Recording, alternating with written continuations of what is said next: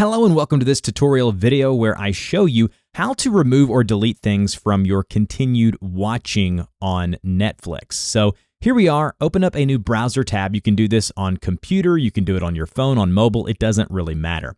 Open up a browser tab, go to netflix.com, log into your account. Once you've logged into your account, you want to choose the profile in which you want to remove the continue watching from. So choose the profile that you want to delete the continued watching from, and then once you have chosen that profile, you want to hover over your account profile image at the very top of the screen and go to Account. That'll take you to your account settings page.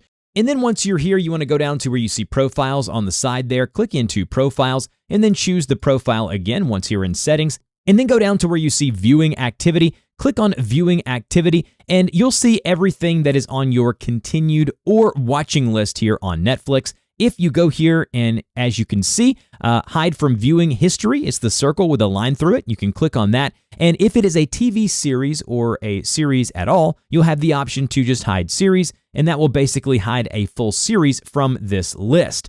We can go here and we can go to click on the viewing history here and go to hide series. And as you can see, it's removed all episodes or all viewing activity from that specific series. So you do it here from the activity page, and that will automatically remove it from that continue watching page on your Netflix home screen as well.